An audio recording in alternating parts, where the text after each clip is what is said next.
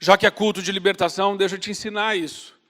Às vezes você está orando lá na sua casa, você está orando por alguém, e às vezes pode acontecer do intercessor sentir, isso quase nunca me acontece, graças a Deus, mas pode acontecer de quando você está orando, você sentir a dor da pessoa que você está intercedendo, você sentir o sintoma dela.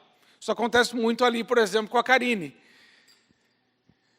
Quando você sentir isso, você tem que começar a fazer como o Luciano Subirá ensina. Ele fala assim, que a gente tem uma impressão profética. Ele fala assim, faz o teste. Se não vier ninguém, não aconteceu nada, você fala assim, puxa, glória a Deus que não era nada disso. Mas se for, de repente o Espírito Santo está querendo te usar em outro nível. Então você tem que ser mais ousado, mais ousada lá na sua casa, na sua família. Amém?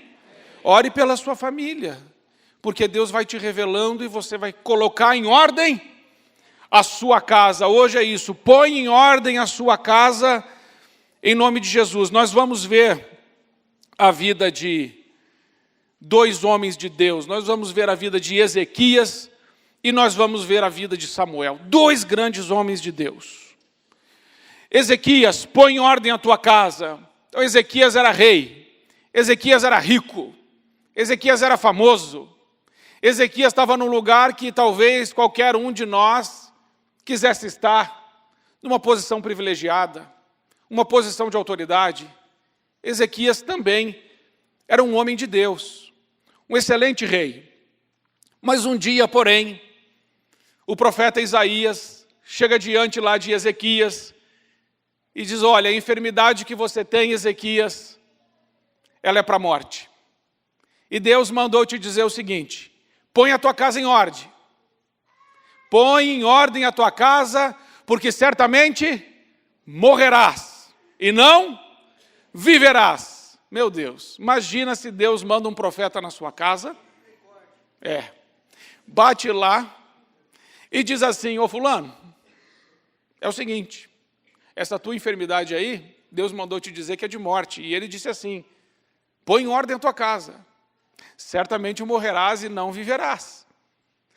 Se Deus falasse para você que você não passaria deste ano, o que você mudaria na sua vida? Não, o que você mudaria na sua vida, pode desamarrar. O que você mudaria na sua vida? Quais coisas você pode melhorar na sua vida? Eu quero que você comece a fazer essa reflexão. Porque nós estamos falando sobre uma série, o nome dela é Conquista. Existe conquista sem mudança, sem sacrifício ou sem renúncia? É claro que não. O problema é que nós adiamos algumas coisas importantes, porque nós pensamos que somos donos da nossa vida e que os dias que temos são muitos, porém podem não ser. Então eu quero que você pense aí. O que é que você mudaria na sua vida? Se você soubesse que você não passaria de dezembro, quais mudanças você faria? Tem gente que você precisa procurar para pedir perdão? Tem gente que você está de bico? Gente na sua família que você não fala mais? Como é que você lida com o dinheiro? Você ia gastar tudo até o final do ano? O que você ia fazer? Quais são as mudanças realmente significantes, importantes, que você faria na sua vida? Então, uma coisa aí para você pensar. O rei, então, se pôs a chorar. Deus ouviu a sua súplica. E Deus deu para ele 15 anos de vida. Vamos ver o que ele fez. Ezequias não tinha bom testemunho dentro de casa. Então nós vamos ver que apesar de Deus dar mais vida para Ezequias, nós temos que entender que é muito difícil um homem pôr em ordem a sua casa, quando a casa que ele vem é uma casa bagunçada, é uma casa ruim, a casa de um homem que é um idólatra, é um assassino, é um homem perverso. porque Acaz era o pai dele, ímpio, idólatra, perverso, assassino, queimou os seus próprios filhos no fogo, fazia sincretismo religioso. Pai de Ezequias não valia grandes coisas, era um monstro o homem. Mas Ezequias não seguiu os passos do seu pai. Ezequias, apesar de ter um pai ruim, era um homem bom. Apesar de ter recebido um legado péssimo, ele não toma as mesmas atitudes do seu pai. Portanto, vir de uma casa ruim, bagunçada, longe de Deus, uma casa desorganizada espiritualmente, não é desculpa para não conseguir colocar a nossa própria casa em ordem. Porque Ezequias conseguiu fazer, e não só com a casa dele, mas Ezequias, um tremendo homem de Deus, fez com toda a nação, o reino de Judá. Ele foi um reformador. Segundo os teólogos, Ezequias foi como Lutero, um Lutero antes de Lutero, um grande reformador, um homem de Deus, um dos grandes reis do Reino do Sul. Então ele rompeu com a sua tradição familiar, muito difícil, mas Ezequias conseguiu fazer isso. Mas Ezequias também não tinha bom testemunho dos de fora, porque quem eram os de fora? Eram as tribos do Reino do Norte. Ezequias estava nas tribos do Reino do Sul. No norte tinham mais 10 tribos. E na época em que Ezequias reinava, o Reino do Norte foi levado em cativeiro pelos assírios. O exemplo que vinham dos irmãos do norte, os nortistas, era um exemplo muito ruim também, de gente pecadora que transgredia a lei de Deus. Então Ezequias estava com uma dificuldade muito grande.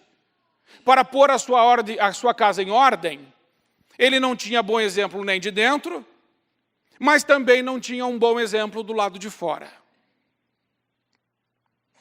Hoje também vivemos isso. A verdade está sendo escarnecida, a família está sendo bombardeada, o casamento ridicularizado, a honestidade está se tornando um valor em extinção, a pureza moral desaparecendo e a piedade está sendo desprezada. É o que nós vivemos hoje na nossa sociedade. Ezequias também. Por que eu estou te dando o currículo de Ezequias? Eu estou te dando o currículo de Ezequias porque depois nós vamos ver onde é que Ezequias não acertou. Ezequias também quebrou os ídolos, tirou toda a imundícia da casa de Deus, abriu a casa de Deus, santificou os obreiros, restaurou os dízimos, celebrou a Páscoa. Ezequias, ele fez um monte de coisa boa para os outros. Deus estava mandando ele pôr a sua casa em ordem. Mas antes disso, Ezequias já tinha feito tudo isso. Antes de receber a notícia que ele ia morrer, ele já tinha feito isso. O homem era um tremendo líder. E aí chega o versículo. Naqueles dias adoeceu Ezequias mortalmente, o profeta Isaías, filho de Amós, veio a ele e lhe disse: assim diz o Senhor, põe em ordem a tua casa, porque morrerás e não viverás. Então virou o rosto para a parede e orou ao Senhor, dizendo: ah, Senhor, suplico-te lembrar de que andei diante de ti em verdade, com o coração perfeito, e fiz o que era bom aos teus olhos. E chorou Ezequias muitíssimo. Ezequias virou para a parede. Igual criança que você fala assim, não tem doce para você. Ah, o Kiko do Chaves. Virou lá para a parede. E ele começou a fazer o quê? Lembrar Deus. Lembrar Deus do quê? Diz que eu acabei de falar. Do homem que ele foi, das coisas que ele fez. Ele falou: Deus, o Senhor podia lembrar de todas essas coisas que eu fiz por amor ao teu nome. E o Senhor pode lembrar também que o Senhor é um Deus bom. O Senhor não precisa fazer isso aí que o Senhor está querendo fazer. E na verdade, meus irmãos, se Deus mandou avisar Ezequias, e Ezequias era um homem bom, e se Deus mandou avisá-lo que ele iria morrer, Deus queria que ele morresse? Se a pessoa que tem todo o poder, toda a autoridade, chega diante de você, todo o domínio, o Senhor da vida, chega diante de você e diz assim: certamente morrerás. Você vai dizer: ah, tá bom. Ou você vai dizer para ele assim: Senhor, o Senhor pode reverter isso. Tem misericórdia de mim. Então o que ele esperava de Ezequias era exatamente isso, que ele orasse pedindo por misericórdia. E Deus concede misericórdia a este homem, por mais 15 anos. Quando Ezequias se deparou na porta da morte, o que Ezequias desejou? Viver. Porque, meus irmãos, quando estamos na beira da morte, de verdade não queremos morrer, queremos viver. Quando estamos diante da morte, aquilo que não era importante passa a ser importante, aquilo que era importante deixa de ser importante. Trabalho, dinheiro, status, festas, não são mais importantes. Pessoas se tornam importantes. Quando alguém está morrendo, ele não fala assim, traga o meu carro e deixa do lado da minha cama. Não faz, por mais que o cara goste. O Marcelo é polidor. Por mais que goste. Ou a mulher está morrendo, ela fala assim, ai, amor, estou morrendo, traga a bolsa da Louis Vuitton e a outra bolsa. E, por favor, passe aquele batom caríssimo agora, que eu quero morrer com o bico assim. Vai fazer isso? Não. O que a pessoa vai chamar? Vai chamar uma pessoa. Vai chamar um ser humano. Porque diante da morte, nós damos valor para a gente. Por isso que eu perguntei para você, se você fosse partir dessa vida até dezembro, o que você mudaria? Se você está vivo é porque Deus ainda tem um propósito, um plano para se cumprir na sua vida. Amém? Põe em ordem a sua casa. Assim diz o Senhor, põe em ordem a sua casa. Porque morrerás e não viverás. Agora veja, meus irmãos, é aqui que a coisa começa a ficar complicada. É a partir daqui que vem um grande ensinamento para nós. E ainda até teus filhos que procederem de ti. Ele está falando isso agora aqui, porque o rei Ezequias ficou tão feliz que não ia morrer, que ele mostrou para os babilônicos todos os seus tesouros, o seu palácio, tudo que ele tinha. E aí quando aquele cara viu, aquele mensageiro babilônico, viu tudo que o reino tinha, aquele mensageiro pensou, nossa, eu vou chegar lá, vou contar para o rei da Babilônia tudo o que eu vi, e a gente vai pegar tudo isso para a gente. E aí vem essa mensagem, e ainda até teus filhos que procederem de ti, e que tu gerares, tomarão, para que sejam eunucos no paço do rei da Babilônia. Então disse Ezequias a Isaías, boa é a palavra do Senhor que disseste. Disse mais, e não haverá, pois, em meus dias, paz e verdade? Meus irmãos, o que Ezequias fez aqui foi uma coisa muito ruim. Ele foi bom até aqui. Mas a partir daqui não mais.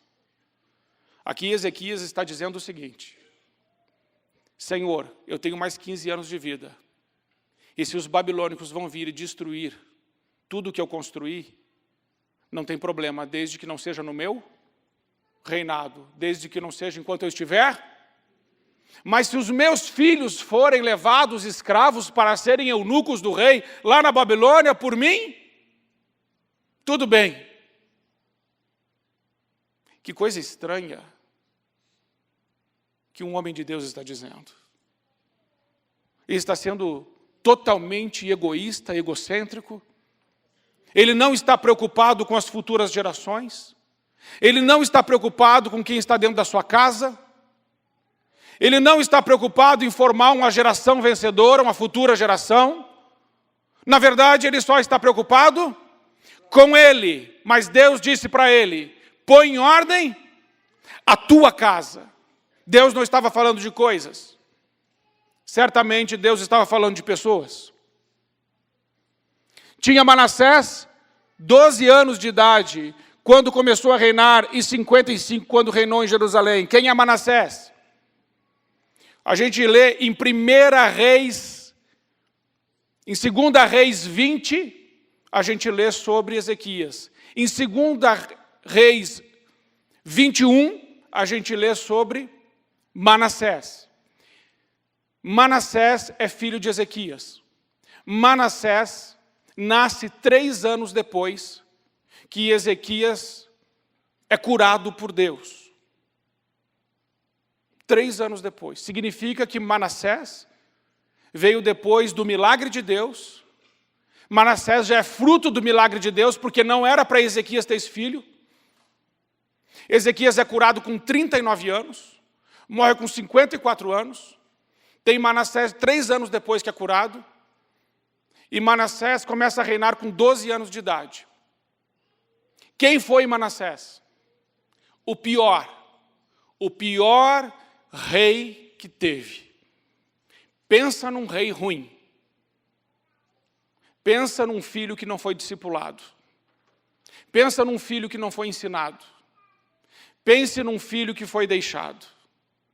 Porque esses pais estavam preocupados somente com eles. Aquela família não se preocupava com o que vinha depois dela, com os filhos que vinham depois. E aí nós vamos ver que o problema é muito grande. O problema é muito grande, porque olha o que Manassés fez. E fez o que era mal, isso aí é 2 Reis 21, de 2 a 7. E fez o que era mal aos olhos do Senhor, conforme as abominações dos gentios, que o Senhor expulsara de suas possessões, de diante dos filhos de Israel. Porque tornou a edificar os altos que Ezequias, seu pai, tinha destruído. Seu pai destruiu os altares dos demônios. Manassés foi lá e reconstruiu. E levantou altares a Baal, e fez um bosque como fizera Acabe, imitou Acabe, que para mim era o pior, rei de Israel. E se inclinou diante de todo o exército dos céus, e os serviu. E edificou altares na casa do Senhor, na qual o Senhor tinha falado. Em Jerusalém porei o meu nome. Também edificou altares a todo o exército dos céus, em ambos os átrios da casa do Senhor. Isso na casa do Senhor. E até fez passar o seu filho pelo fogo, como fez o seu avô, o Acás. Adivinhava pelas nuvens, se tornou agoureiro e ordenou adivinhos e feiticeiros. E prosseguiu em fazer o que era mal aos olhos do Senhor para o provocar a ira. Também pôs uma imagem de escultura no bosque que ele tinha feito, na casa do Senhor, que o Senhor dissera a Davi e a Salomão, seu filho, nesta casa em Jerusalém, que escolhi de todas as tribos de Israel, porém o meu nome para sempre. Pensa num cara que emporcalhou tudo. Foi Manassés. Mas por que, meus irmãos? Porque ele não foi ensinado. Porque ele não foi discipulado. Por causa de Manassés. Quem quer que vai falar que é por causa de Manassés que o cativeiro chega? É Deus. Deus vai dizer assim, ó, Ezequias, por causa do teu filho, o cativeiro vai chegar. O cativeiro babilônico, aonde o povo todo vai sofrer, gerações vão sofrer, muita gente vai morrer e ser castigada, também é por causa do teu filho.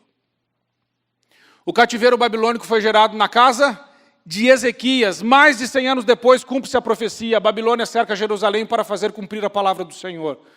Isso é Jeremias 15, de 1 a 4. Disse-me, porém, o Senhor, ainda que Moisés e Samuel... Quem são Moisés e Samuel? Os dois principais intercessores. Dois grandes intercessores. Ainda que Moisés e Samuel se pusessem diante de mim, não estaria a minha alma com este povo. Lança-os diante da minha face e saiam. E será que quando te disserem, para onde iremos? Dir-lhe-ás, assim diz o Senhor, os que para a morte, os que para a espada, os que para a fome, os que para o cativeiro. Porque visitá-los-ei com 4 gêneros de males, diz o Senhor, com a espada para matar, com os cães para os arrastarem, com as aves dos céus e com os animais da terra, para os devorarem e destruírem, e entregá-los-ei ao desterro em todos os reinos da terra, por causa de Manassés, filho de Ezequias, rei de Judá, e por tudo quanto fez em Jerusalém.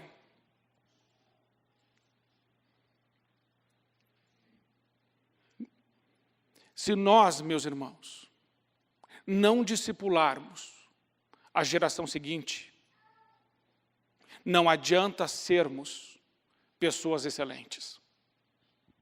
Não adianta eu ser um bom pastor, pregar bem, quando eu pregar bem, conhecer versículos, ser honesto, ser íntegro, ser justo, ser fiel. Não adianta nada se eu fizer isso e isso terminar em mim, não adianta. A próxima geração precisa receber esse caráter. O caráter precisa ser transferido de geração em geração. Mas, pastor, eu não vim de uma casa que estava em ordem. Ezequias também não, e Ezequias teve caráter. Pastor, eu não tenho nem testemunho nem dos de fora, nem dos de dentro. Não importa, Ezequias também não tinha e exerceu excelente caráter. Onde Ezequias errou? Ele errou em não discipular a futura geração. Quantos que estão aqui que têm filhos? Vocês que ergueram as mãos, vocês têm uma tarefa. Vocês precisam transferir para a próxima geração o caráter do nosso Senhor Jesus Cristo. Se vocês não fizerem isso, seus filhos perderão, serão destruídos, e a alegria que vocês tiveram, eles não experimentarão. Aqui na Bíblia está mostrando muito claramente que não adianta ser homem de Deus só para si mesmo. Que não adianta ser mulher de Deus se isso ficar só em você. Nós temos que ter um compromisso com as futuras gerações. Nós temos que ter um compromisso com a nossa família.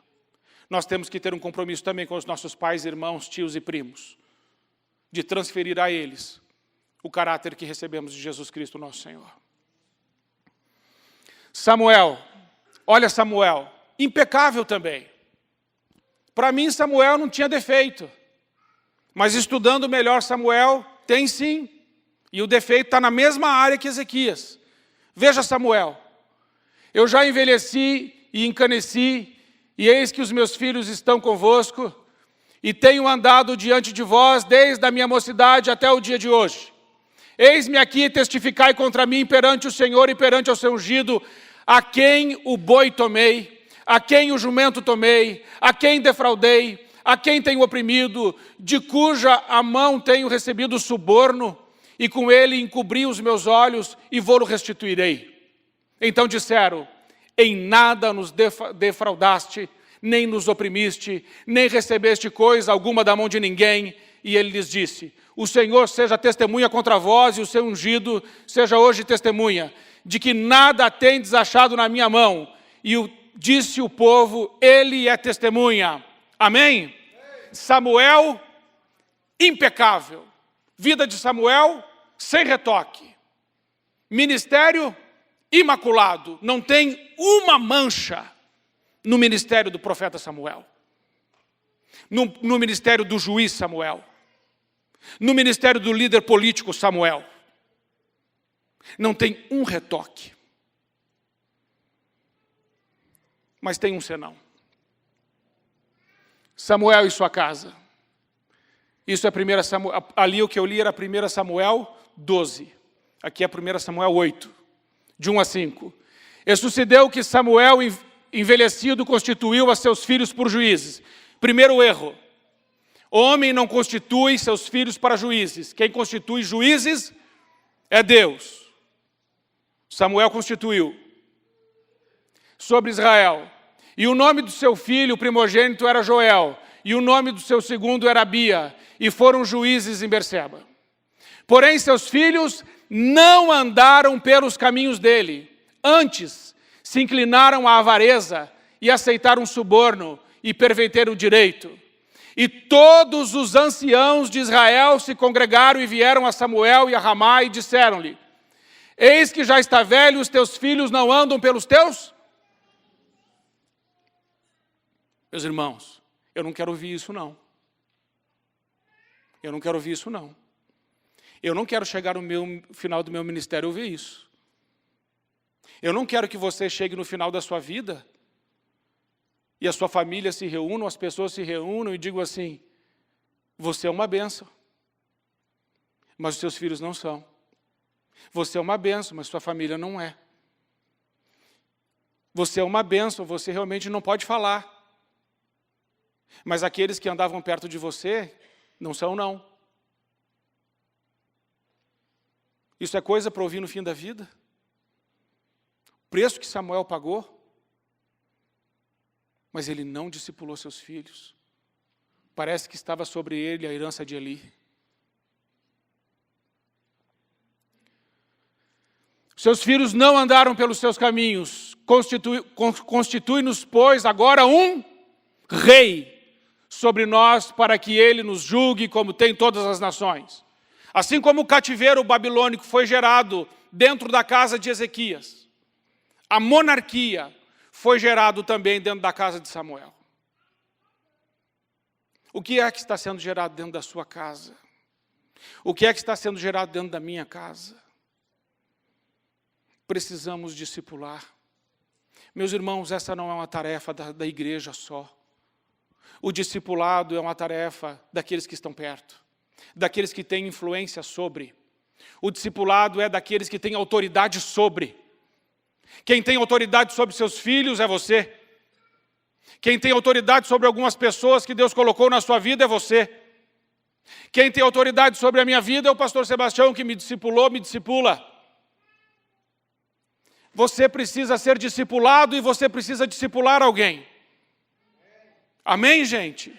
A visão dessa igreja também é de discipulado. Nas células, é isso que nós fazemos. Discipulamos pessoas.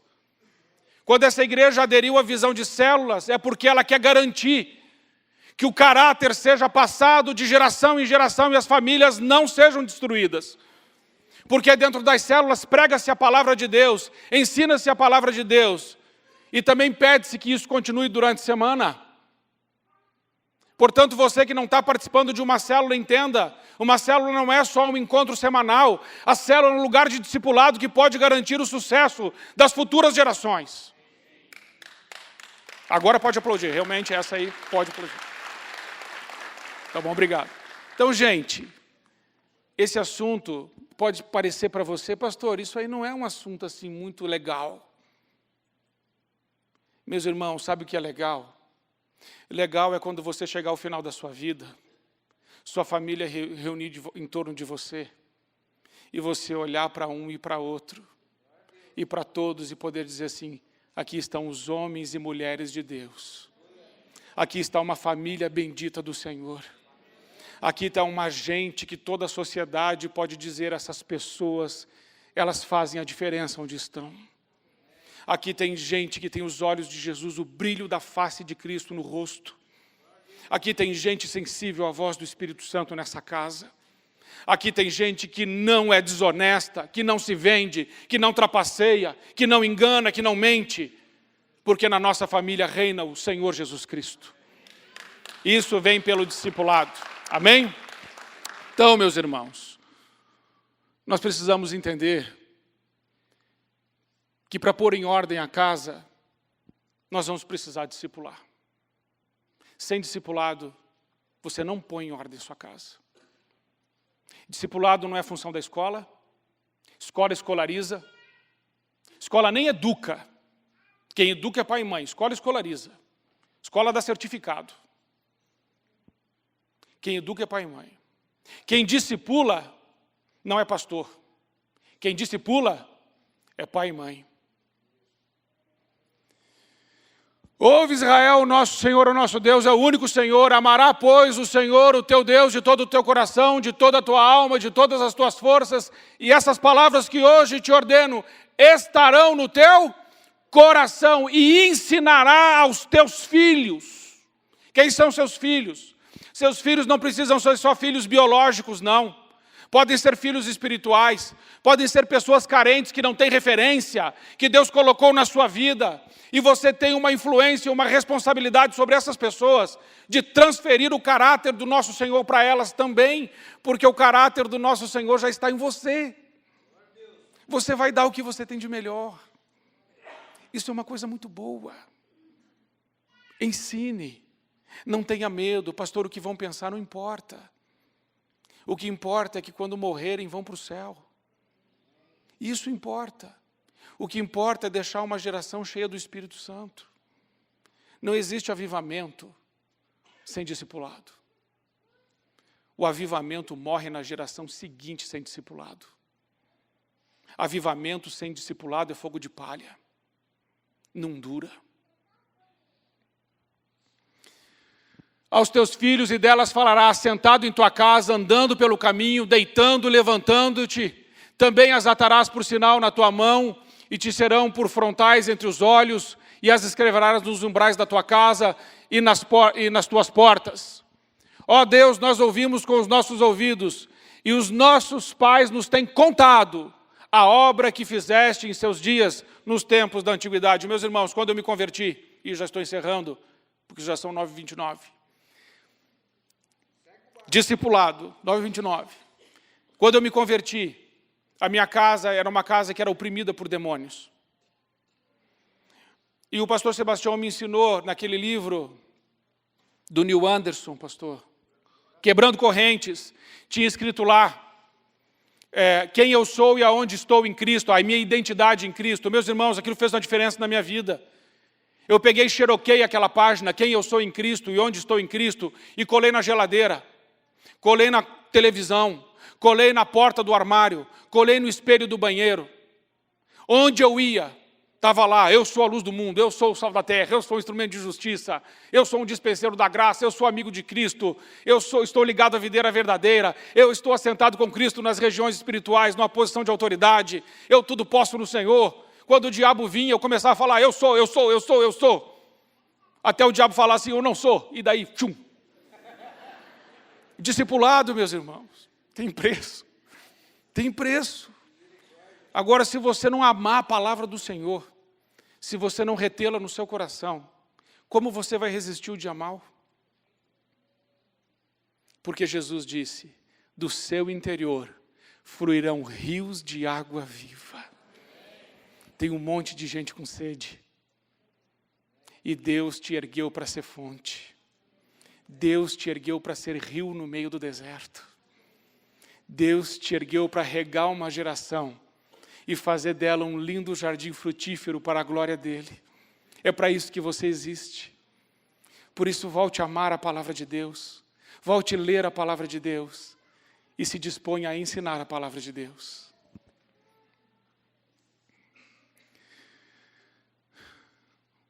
Salmos 78, os quais temos ouvido e sabido, e nossos pais nos têm contado. Não os encobriremos aos seus filhos, mostrando à geração futura os louvores do Senhor, assim como a sua força e as maravilhas que fez. Salmos 78, 6 e 7. Para que a geração vindoura a soubesse, os filhos que nascessem, os quais se levantassem e contassem aos seus filhos, para que pusessem em Deus a sua esperança, e não se esquecessem das obras de Deus, mas guardassem os seus mandamentos. E diz ainda, 2 Pedro 1, 12 e 15, por isso não deixarei de exortar-vos sempre acerca dessas coisas, ainda que bem as saibais, tudo que preguei você já sabia. Mas Pedro diz, vou falar de novo, e estejais confirmados na presente verdade. E tenho por justo, enquanto estiver neste tabernáculo, despertar-vos com admoestações, sabendo que brevemente hei de deixar este meu tabernáculo, como também o nosso Senhor Jesus Cristo já me tem revelado. Mas também eu procurarei, em toda ocasião, que depois da minha morte, tenhais lembrança destas coisas. E eu termino aqui. Vamos orar sobre o que precisa mudar na minha, o que precisa mudar na minha vida. E aí eu estou falando de atitudes. O que eu tenho que fazer na prática.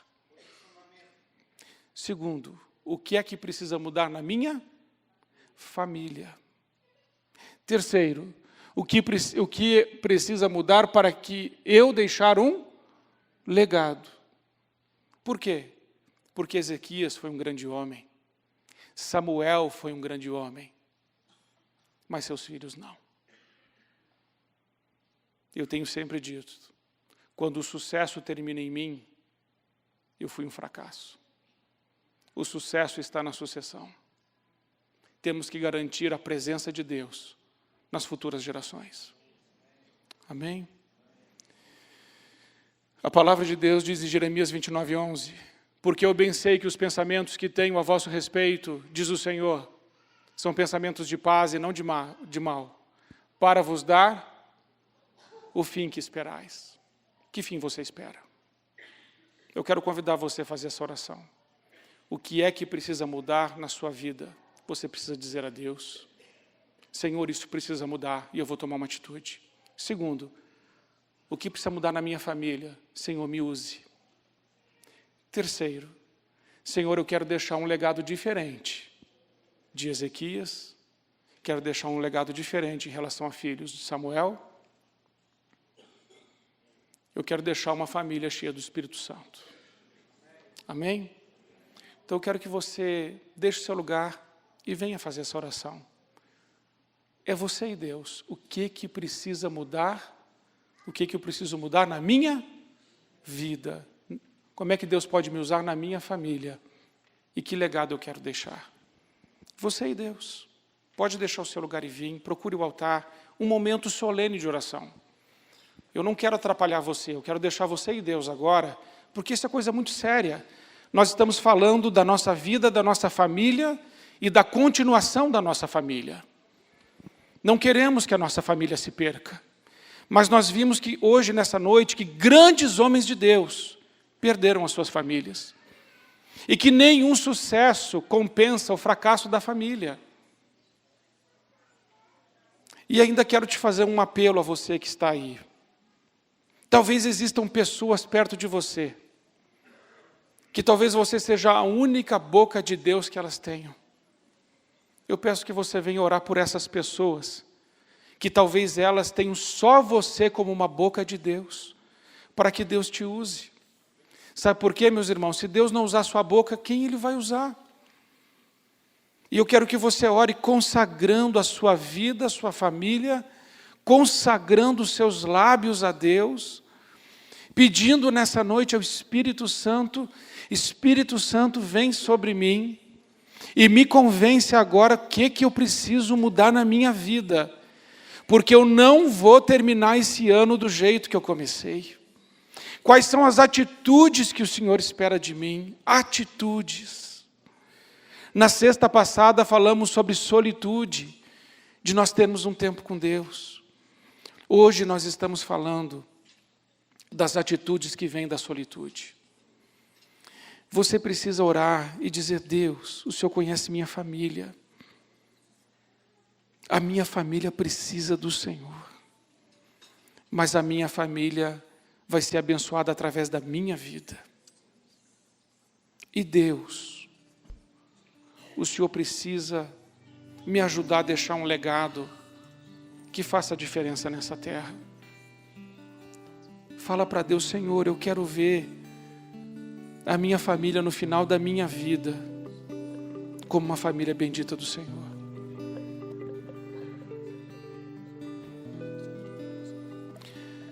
Enquanto você está orando, os irmãos que estão nos assistindo pela internet online mandaram pedidos de oração pela família deles. Meus irmãos, eles não estão aqui, eles estão nos assistindo, mas Deus falou com eles lá. E nós colocamos a vida da Givaneide diante do Senhor e pedimos pela sua família. Colocamos a vida da Ivonete França e a sua família diante do Senhor, em nome de Jesus. Colocamos a vida da Larissa e da Vitória da Silva diante do Senhor, e nós abençoamos a vida da Larissa e da Vitória com as bênçãos de Deus. Colocamos a vida da Maria de Fátima diante do Senhor, e nós te abençoamos, Maria de Fátima, em nome de Jesus Cristo.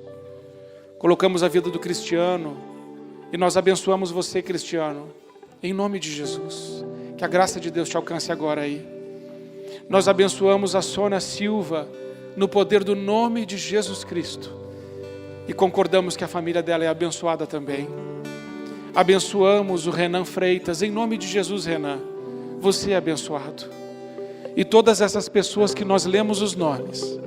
Nós como igreja, você que está nos vendo pela internet, nós agora estamos abençoando a sua família. Nós estamos abençoando a sua casa. E esta igreja Batista Alameda está concordando aqui em oração, que vocês, quando chegarem ao final das suas vidas, contemplarão a misericórdia, a graça e o favor de Deus. e reconhecerão que a família de vocês é bendita, abençoada, cheia do Espírito Santo, uma família que vai deixar um legado. Agora, Pai, nós abençoamos as famílias desta igreja. Senhor, em nome do nosso Senhor Jesus Cristo, nós clamamos essa noite pela nossa família, Senhor, a começar por mim mesmo, Senhor. Senhor, nós não aceitamos ser pessoas de sucesso, pessoas vitoriosas, pessoas que alcançaram grandes coisas, para chegar no final da vida e ouvir que os nossos filhos não valem nada. Senhor, nós não aceitamos isso, rejeitamos isso no altar em nome de Jesus. E nós pedimos que o Teu Espírito Santo hoje, Senhor, nos ensine, nos capacite a discipular as futuras gerações. Senhor, nós queremos discipular os nossos filhos, queremos discipular os nossos netos, queremos discipular os nossos pais, os nossos parentes, os nossos tios, os nossos primos. Pai, nós concordamos com a Tua palavra que diz: do seu interior fluirão rios de água viva. Senhor, eu creio nisso. Eu creio que cada pessoa que está aqui, quando elas abrirem suas bocas, sairão rios de água viva. Eles serão como os rios no meio do deserto. Senhor, suas famílias serão famílias reconhecidas por serem cheias do Espírito Santo. Famílias de gente honesta, de gente íntegra, de gente séria, responsável, comprometida, pessoas de Deus. Senhor, consagramos nessa noite nossas famílias ao Senhor e pedimos que o Senhor faça de nós multiplicadores do Teu Evangelho, discipuladores. Senhor, clamamos a Ti que nos cure de qualquer trauma que temos com as células, porque nós queremos viver em célula no sentido de viver na família espiritual de Deus, na grande família de Cristo. Por isso eu oro por esses irmãos que estão aqui e peço ao Senhor, Pai, que eles procurem, além do culto na igreja, que eles procurem estar numa célula em nome de Jesus. E que nessa célula eles encontrem uma verdadeira família de Deus, onde vão orar por eles, chorar por eles, sorrir com eles, ajudar a levar as cargas, mas nenhum deles se perderá. Pai, muito obrigado por tudo que o Senhor fez nessa noite. Obrigado, Pai, porque as pessoas que entraram aqui nesta noite pensando em se matar, elas saem daqui hoje comemorando a vida e o Senhor da vida. E eu profetizo que essas pessoas que estavam com pensamento de morte, o Senhor as usará para resgatar a vida de outros, porque o Senhor confundirá o inferno no poder do Teu Espírito Santo. Pai querido, toda a honra, toda a glória, todo o louvor, toda a exaltação ao nome do nosso Senhor Jesus Cristo. Que seja o Teu nome sobre nossa casa, Senhor.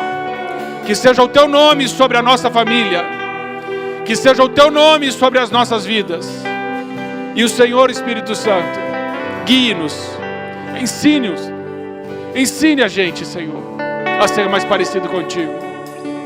Recebe a nossa oração, a nossa gratidão, no poder do nome de Jesus. Amém. Abrace a pessoa que está do seu lado, abençoe ela aí. Fale para ela que a família dela é bendita em nome de Jesus.